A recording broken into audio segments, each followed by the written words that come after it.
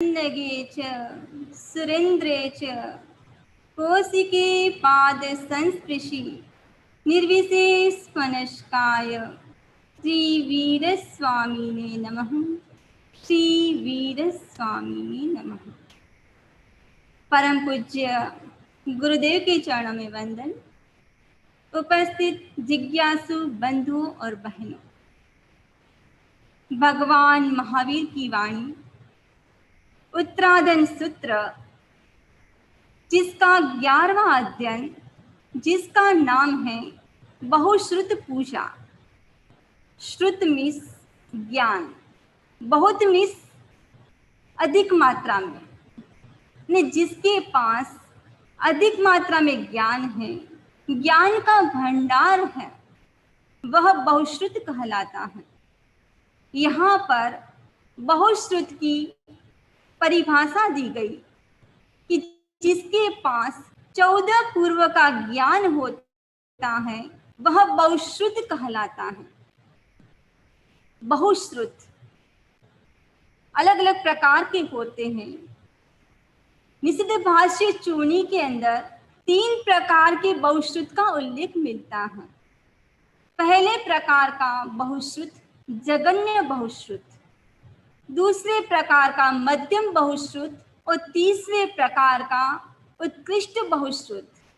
जो जगन्य बहुश्रुत है, जिसके पास निषिद्ध का ज्ञान होता है, जो मध्यम बहुश्रुत होता है, जिसके पास निषिद्ध और 14 पूर्व का मध्यवर्ती ज्ञान होता है, जो उत्कृष्ट बहुश्रुत होता है, जिसके पास 14 पूर्वों का ज्ञान होता है।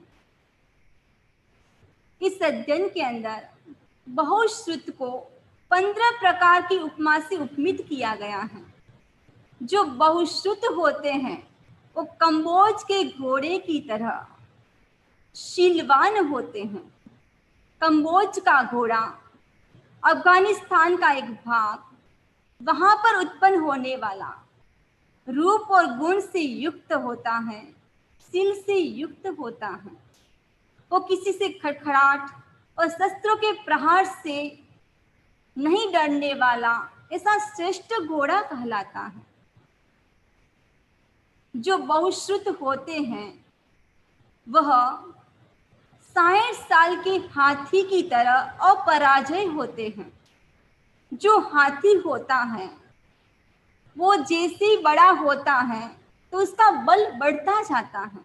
ने हाईएस्ट जब 60 वर्ष का हो जाता है एलिफेंट, तो वो एकदम शक्तिशाली कहलाता है। जो बहुश्रुत होते हैं सूर्य के समान तेजस्वी होते हैं।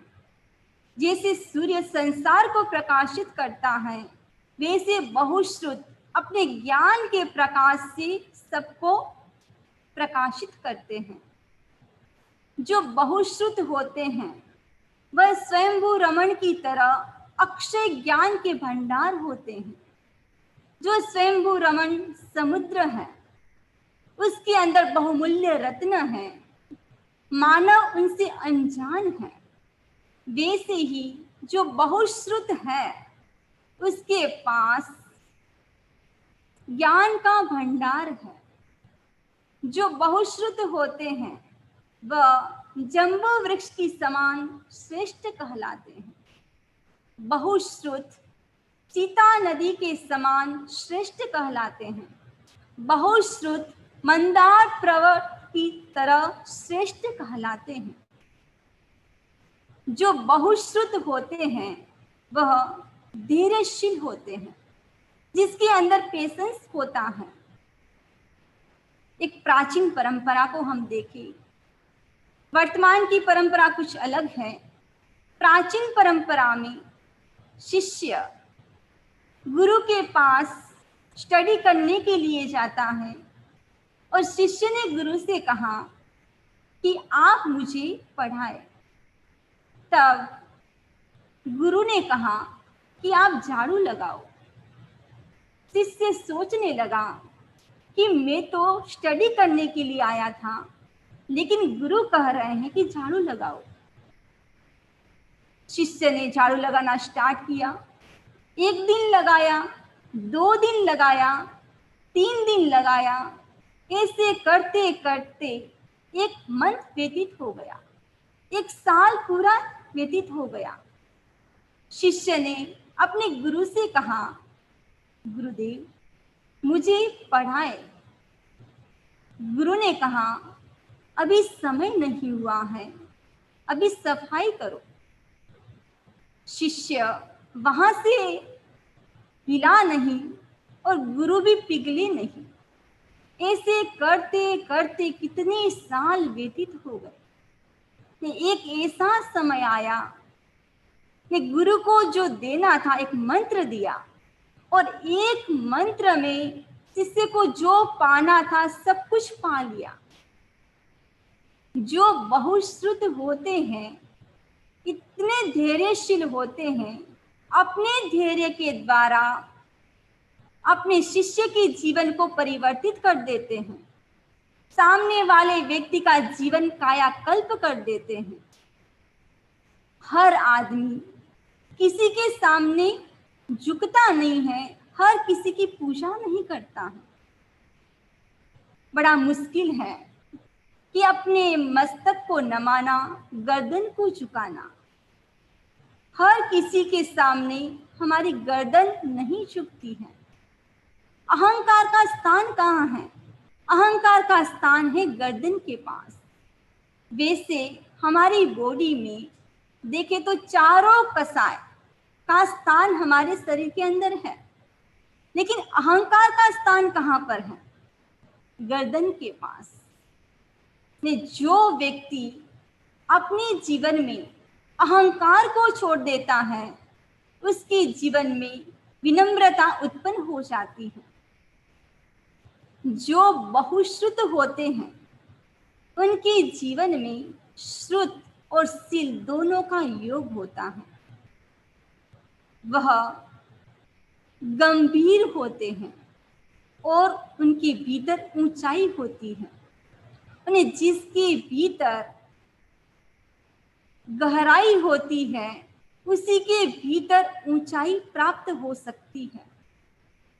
जो बहुश्रुत होते हैं, उसके भीतर प्रज्ञा उत्पन्न हो जाती है। और जिसके भीतर प्रज्ञा उत्पन्न होती है, वह बहुश्रुत कहलाता है। ये उत्तरायण सूत्र 11वां अध्ययन, जिसकी पहली गाथा, जिसके अंतर्गत कहा गया है, संजोगा विपमुखस अणगारस भिखुणो आयारम पाव करिसामी आणो को विम सुने हमें। जो संयोग से मुक्त है, अणगार है, भिक्षु है, उनका आचार क्या है उसको मैं कहूंगा, भगवान कह रहे हैं। आचार 5 प्रकार के होते हैं: ज्ञानाचार, दर्शनाचार, चारित्राचार, तपाचार और वीर्याचार। इस अध्ययन के अंदर ज्ञानाचार की चर्चा की गई है। जो बहुश्रुत है, उसका मूल कारण है विनय। जिसके पास विनय होता है, उसका श्रुत फलवान होता है। जिसके पास विनय नहीं है, उसका श्रुत फलवान नहीं होता है। वह बहुश्रुत नहीं, अबहुश्रुत कहलाता है।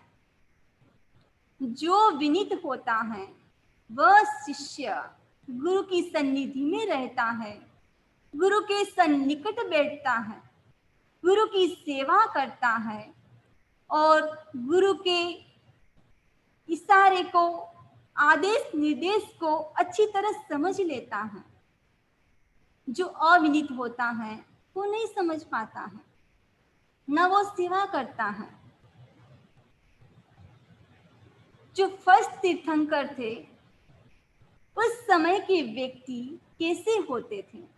उस समय के जो व्यक्ति होते थे, वह ऋजु जड़ होते थे। ऋजु मीन्स सरल। और जड़ मिस यानी जो बुद्धि है उसका अच्छी तरह उपयोग नहीं करते थे। जो अंतिम तीर्थंकर थे उस समय के जो व्यक्ति और जो साधक होते थे वो कैसे होते थे? वो वक्र जड़ होते थे। वक्र मीन्स टेढ़ा यानी उल्टा। किसी को कहे कि आपको सीधा जाना है तो वो सीधा नहीं जाएगा, उल्टा जाएगा।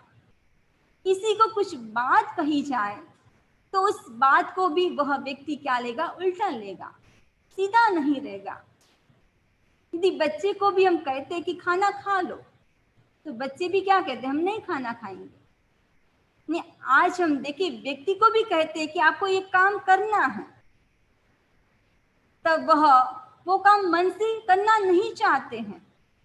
यदि आप कहे कि आपको ये काम नहीं करना है तो सोचेंगे क्यों नहीं करना है, ये तो काम मुझे पहले करना है। यदि बच्चों को कहा जाए कि आज आपको टीवी नहीं देखना है, भले बच्चे टीवी नहीं देखे पर आपने मना बोल दिया तो बच्चे सोचेंगे कि कब पेरेंट्स आगे पीछे हो और हम टीवी को देखें। जो अंतिम तीर्थंकर के समय के जो साधक और व्यक्ति होते थे वो होते थे वक्रजड़। और जो बीच वाले 22 तीर्थंकर के समय के जो व्यक्ति और साधक होते थे वो होते थे ऋजु प्राज्ञ। ऋजु मीन्स सरल, प्राज्ञ मीन्स बुद्धिमान। जो प्रथम तीर्थंकर उस समय के जो व्यक्ति और साधक होते थे वो होते थे ऋजु जड़।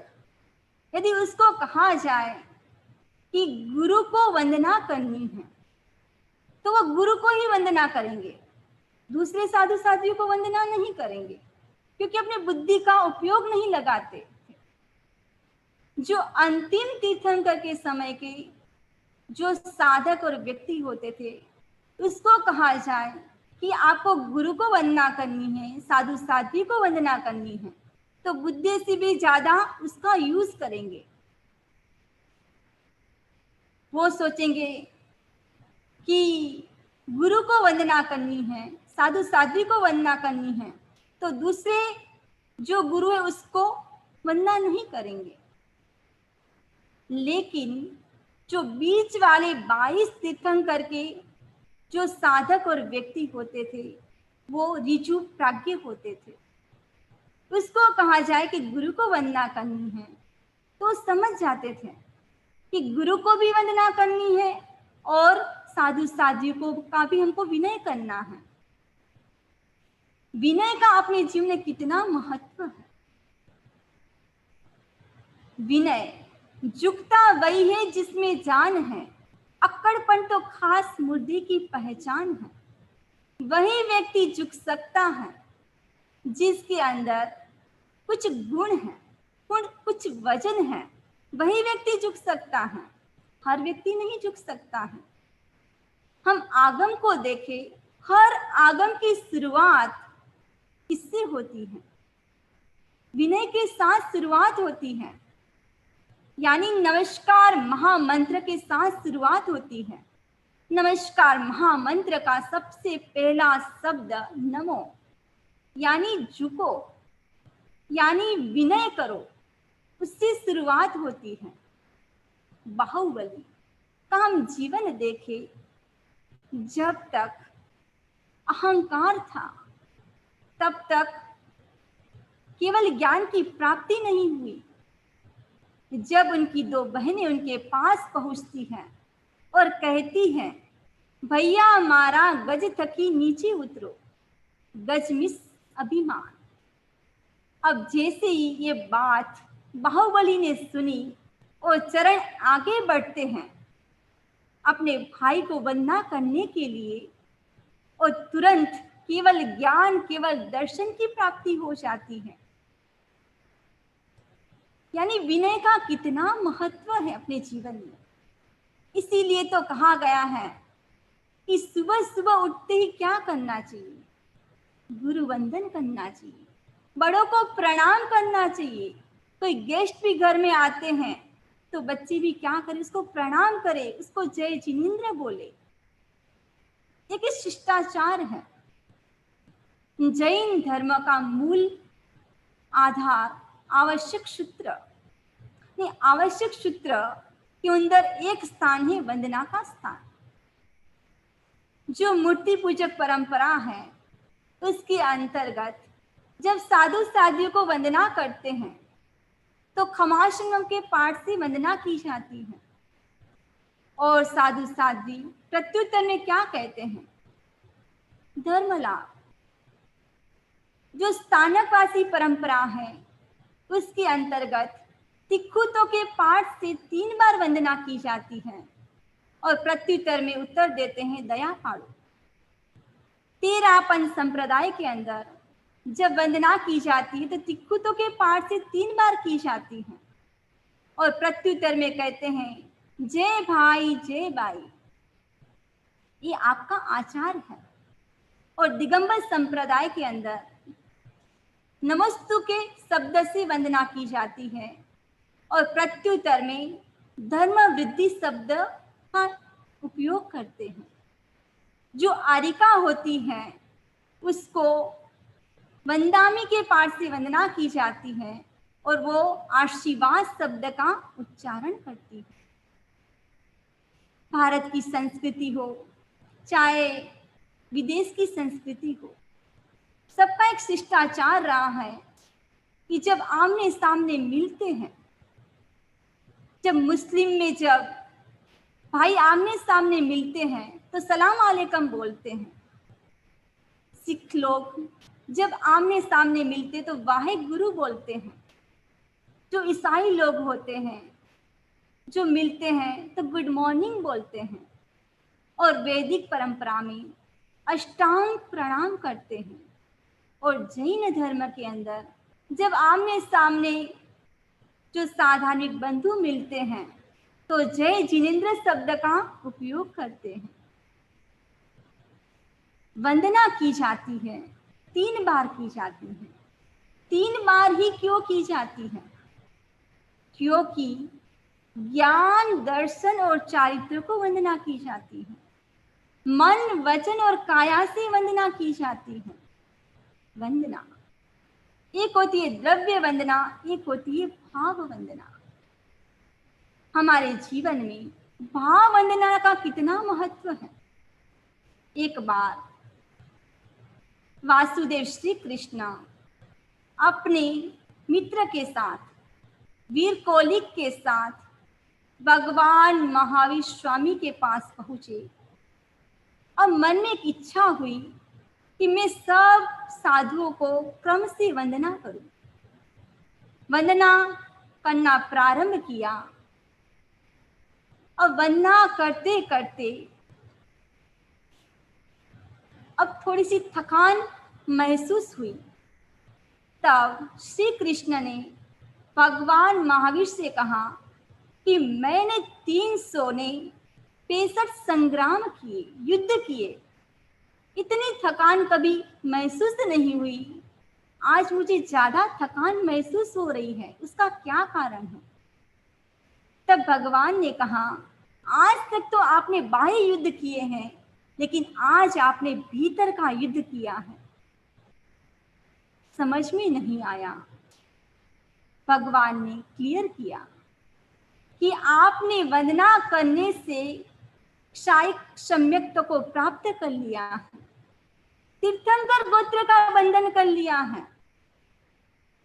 आपने 7वीं नरकी, 6ठी नरक, 5वीं नरक और 4थी नरक को आपने टाल दिया है। तब श्री कृष्ण ने पूछा कि जो मेरे साथ जो मेरा मित्र था उनको क्या लाभ हुआ? तब भगवान ने कहा उसने तो केवल आपको देखकर वंदना की है, उन्होंने काया का क्लेश किया है तो उसको इतना फायदा नहीं हुआ है। हम देखें हमारे जीवन के अंदर भाव वंदना का कितना महत्व है। एक प्राचीन परंपरा थी। वंदना भी पहले कैसे की जाती थी? बीच में गुरुदेव विराजमान है तो उसकी परिक्रमा की जाती थी। परिक्रमा करके 3 बार वंदना की जाती थी। आज भी दक्षिण भारत में जो दिगंबर लोग हैं वो इस प्रकार वंदना करते हैं। जो वंदना की जाती है वो राइट से लेफ्ट की जाती है, क्योंकि जो राइट हमारा स्थान है वो एक ऊर्जा का स्थान कहा गया है। हम देखें सूर्य और चंद्र जो मेरु पर्वत की जो परिक्रमा करते हैं वो भी राइट से लेफ्ट करते हैं।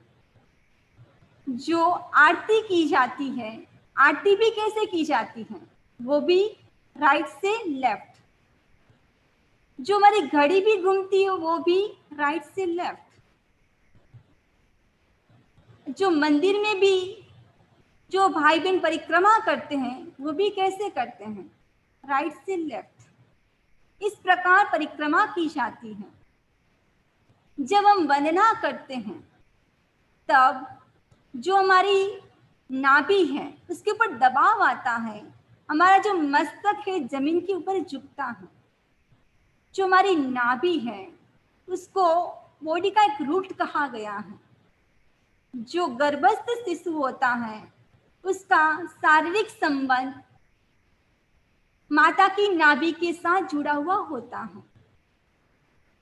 यदि हमारी जो नाभि का स्थान है, पेट स्वस्थ है तो हमारा शरीर स्वस्थ है। यदि हम झुकते हैं तो जो हमारी बैकबोन है वो भी लचीली होती है।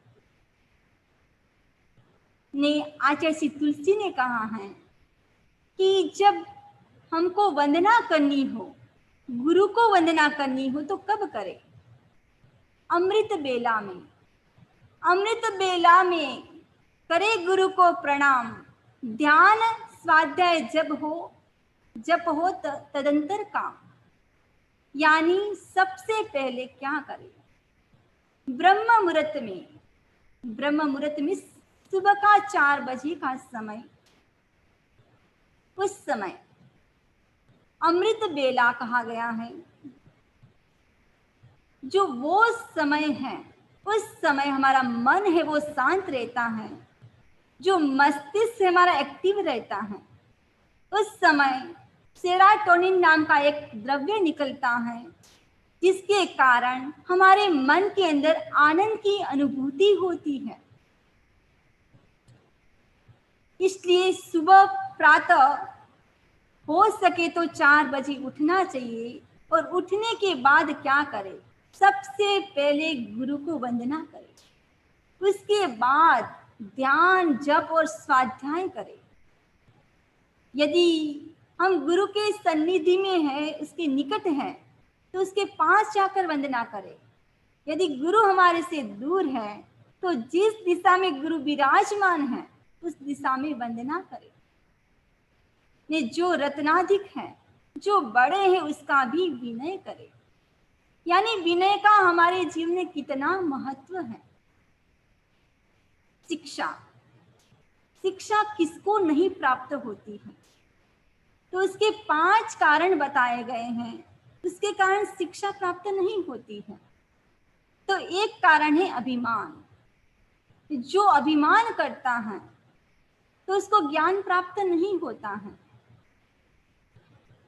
सामान्यतः ज्ञान से अभिमान का विलय होता है। ज्ञान ही अभिमान का कारण बन जाए तो फिर कहना ही क्या।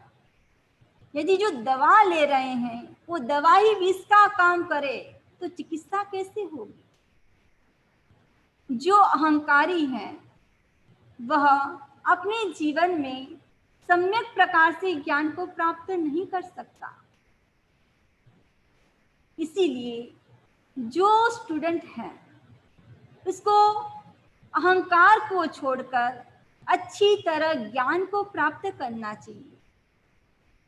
एक मुनि थे और उस मुनि को अपने ज्ञान के ऊपर इतना अहंकार, वो सोचते कि मेरे पास कितने लोग आते हैं, मेरे पास कितने संत आते हैं, और जो गुरु है उसके पास कोई नहीं जाता है, मेरे पास कितना ज्ञान है। इस अहंकार के कारण ज्ञानावन ने कर्म का बंद कर लिया। जब अपना संयम पर्याय कंप्लीट करके अब वापिस एक गुजर परिवार में वापिस जन्म होता है, वे वापिस वहां से दीक्षा लेते हैं, और दीक्षा लेने के बाद 10वें कालिक सूत्र के 3 अध्ययन कंठस्थ किए।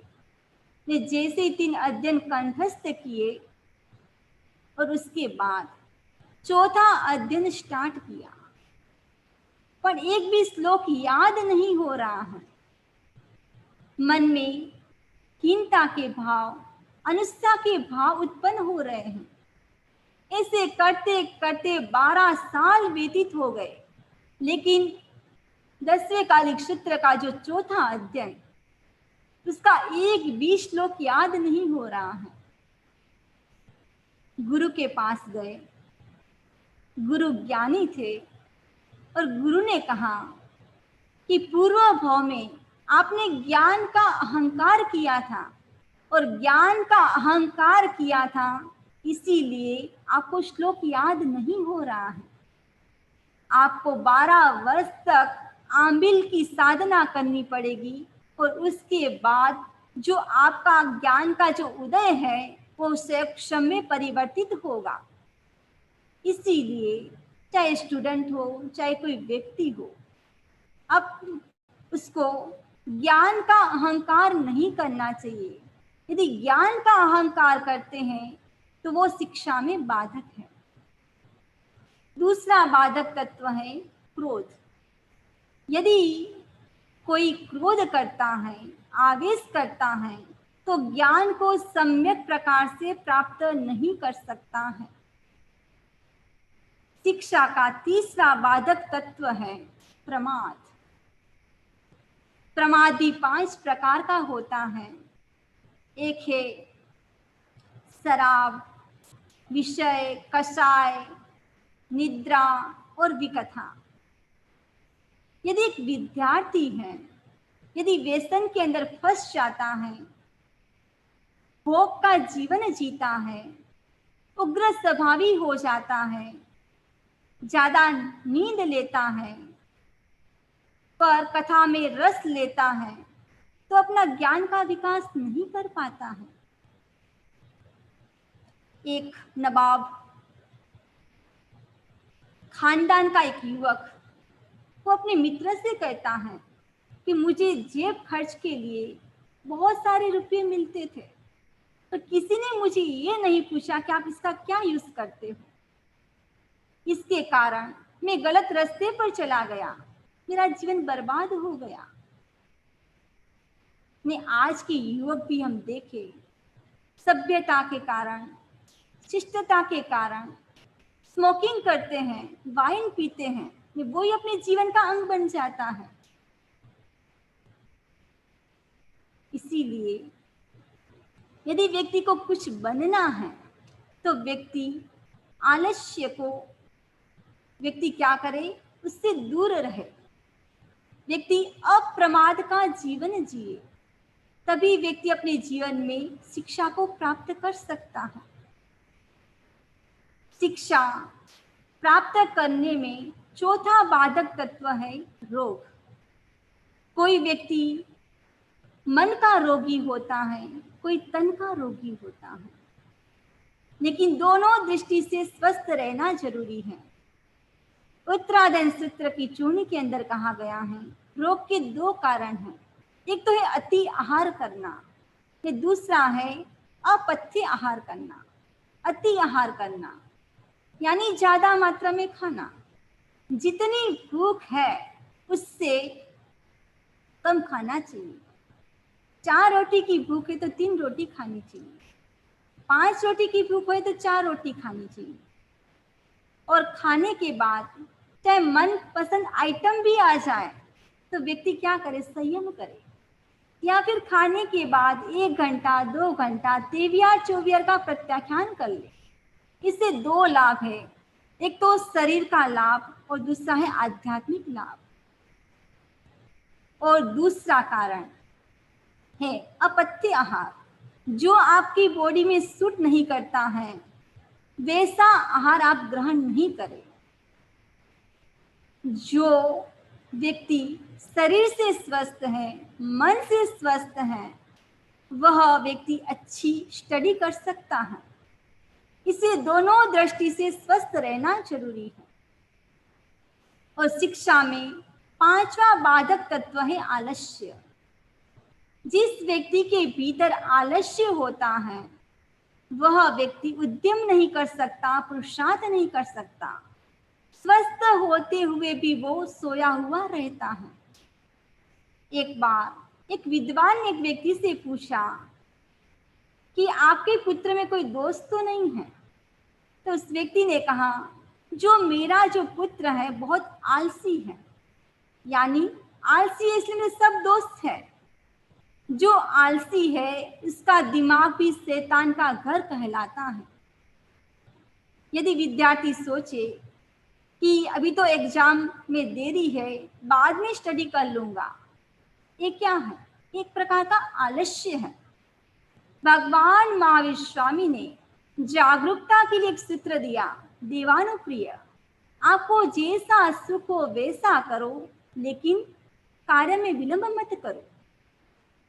ये जो 5 कारण हैं, इस 5 कारण से व्यक्ति को अपने जीवन में शिक्षा की प्राप्ति नहीं हो सकती है। तो ऐसे कौन से कारण हैं जिससे शिक्षा की प्राप्ति हो सकती है? तो उत्तराधन सूत्र के अंदर भगवान फरमा रहे हैं कि जो हास्य नहीं करता है, यदि गुरु पढ़ाते हैं, टीचर पढ़ाते हैं, तो उसमें हास्य नहीं करता है, उसकी मजाक नहीं करता है, वो शिक्षा को प्राप्त कर सकता है। जो किसी के मर्म को किसी के सामने प्रकट नहीं करता है, किसी की गुप्त बात को नहीं बताता है, वह शिक्षा को प्राप्त कर सकता है।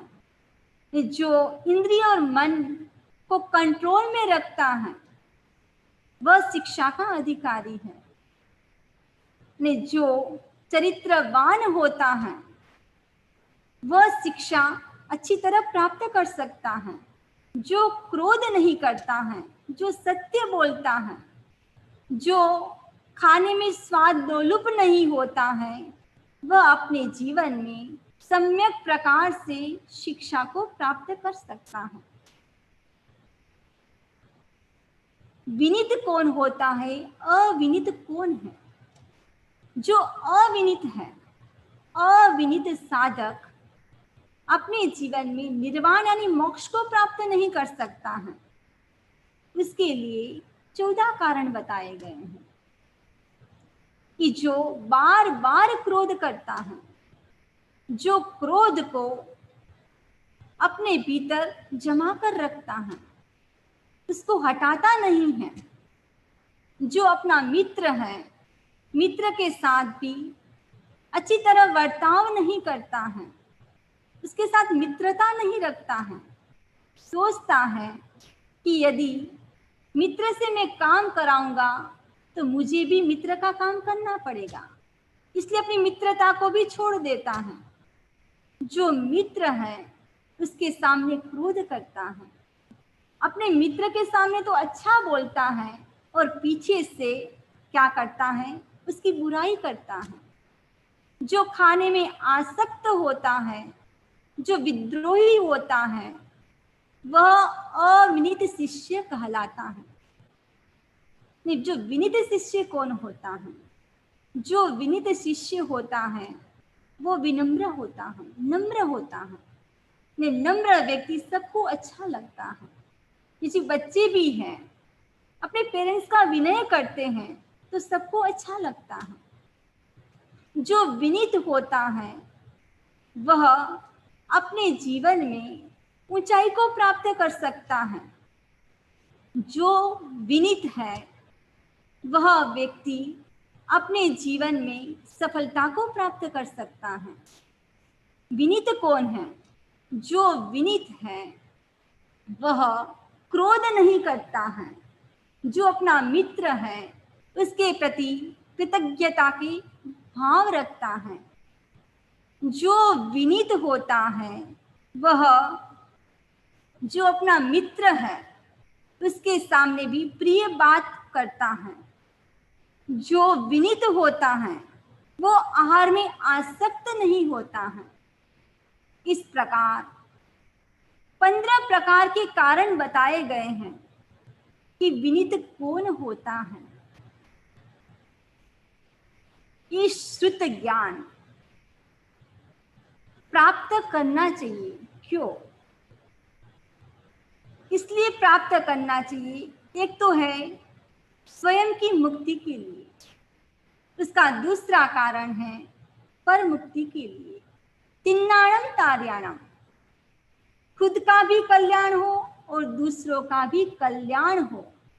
इसलिए क्या करना चाहिए कि ज्ञान को प्राप्त करना चाहिए, उसको पढ़ना चाहिए। ज्ञान देते हैं तो क्या होता है? निर्जरा होती है। ज्ञान देने से लाभ होता है, आत्मा की शुद्धि होती है। और 10वें कालिक सूत्र के अंदर कहा गया है कि ज्ञान क्यों प्राप्त करें? क्योंकि मुझे श्रुत प्राप्त होगा, मुझे ज्ञान प्राप्त होगा, इसलिए अध्ययन करना चाहिए। मैं ज्ञान करूंगा तो जो मेरी एकाग्रता है बढ़ेगी, इसलिए मुझे क्या करना चाहिए? स्वाध्याय करना चाहिए। यदि मैं स्वाध्याय करूंगा तो मेरी आत्मा धर्म में लीन रहेगी, इसलिए मुझे क्या करना चाहिए? स्वाध्याय करना चाहिए। मुझे स्वाध्याय क्यों करना चाहिए?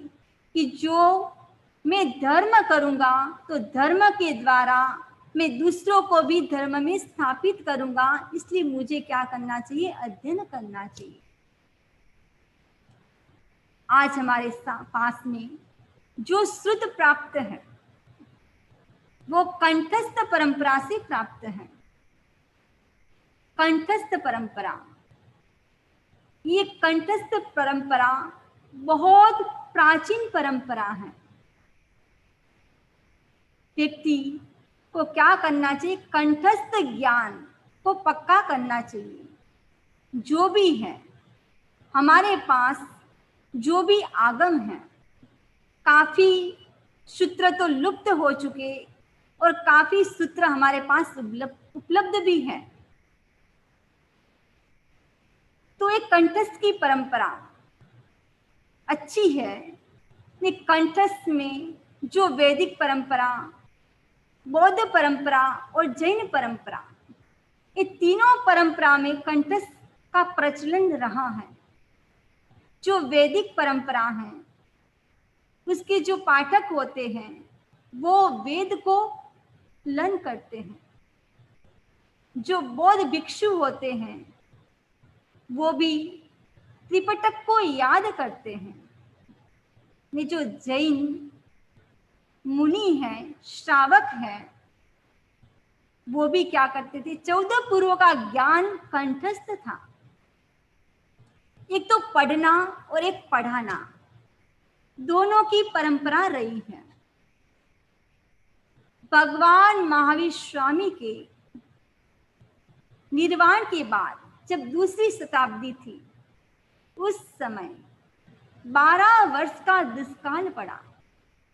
और जैसी 12 वर्ष का दुष्काल पड़ा तो काफी साधु साध्वी समुद्र के किनारे चले गए। और उसके बाद वापिस जो दुष्काल समाप्त हुआ तो सब पाटलिपुत्र में इकट्ठे हुए। जिसको जितना याद था, किसी को एक अध्ययन, किसी को श्रुत का कुछ भाग, तो उसको क्या किया गया? उसको संकलित किया गया। लेकिन जो दृष्टिवाद नाम का जो आगम था वो लुप्त हो चुका।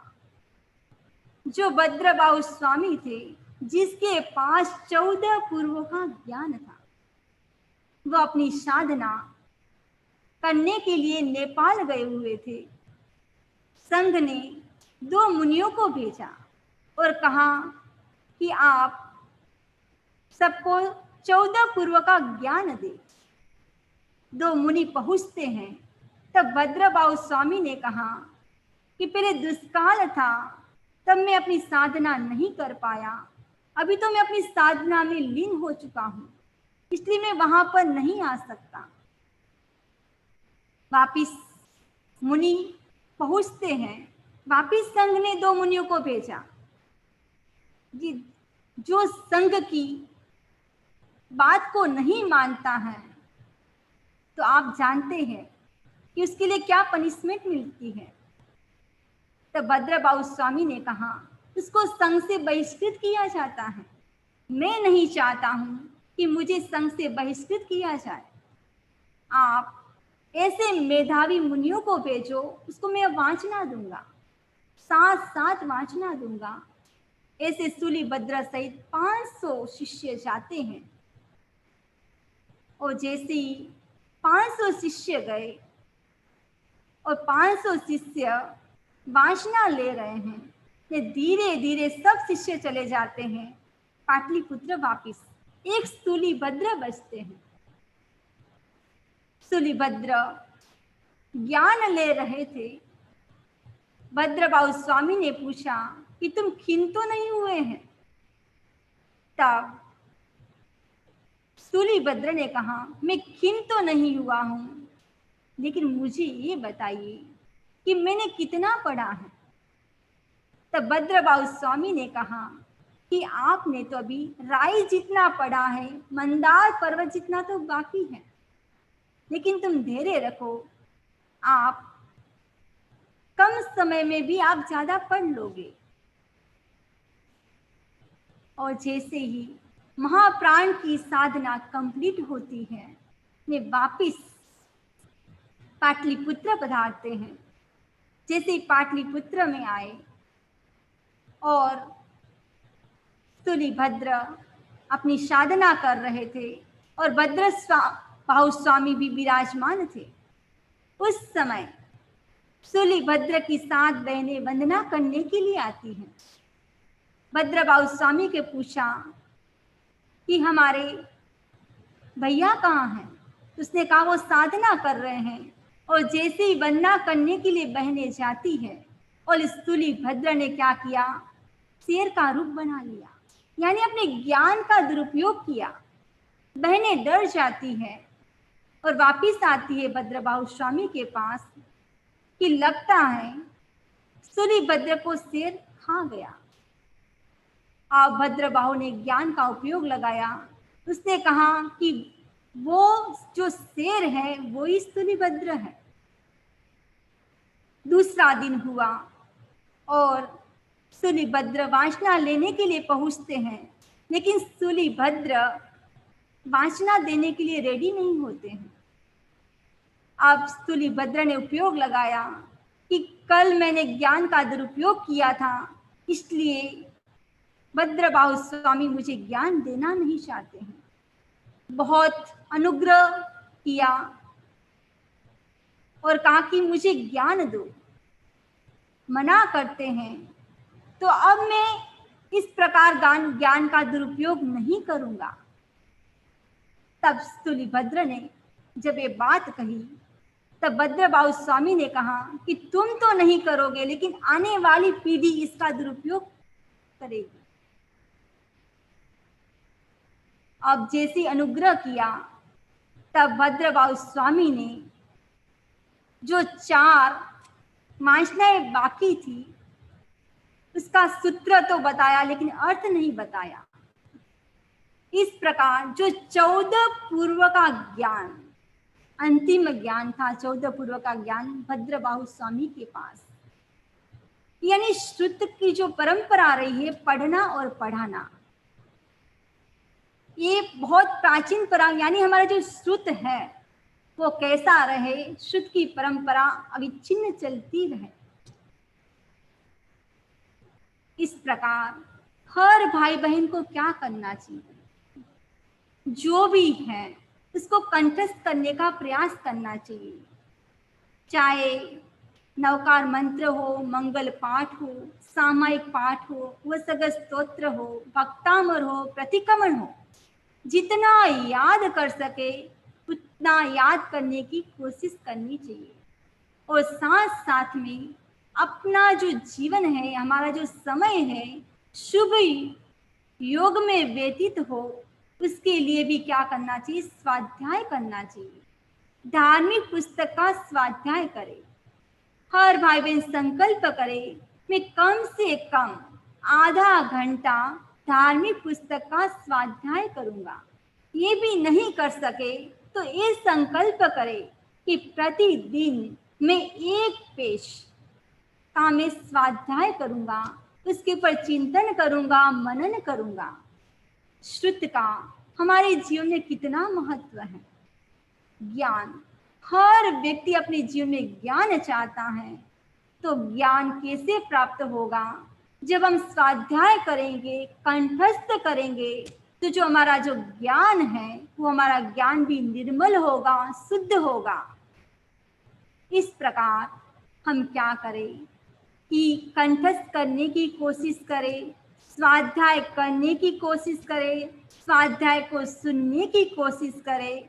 इस प्रकार हम स्वाध्याय के द्वारा अनंत कर्मों की निष्ठा कर सकते हैं और निष्ठा के द्वारा हम अपने जीवन को बहुत अच्छा बना सकते हैं। इसी आशा और विश्वास के साथ ओम अरहम, ओम अरहम, ओम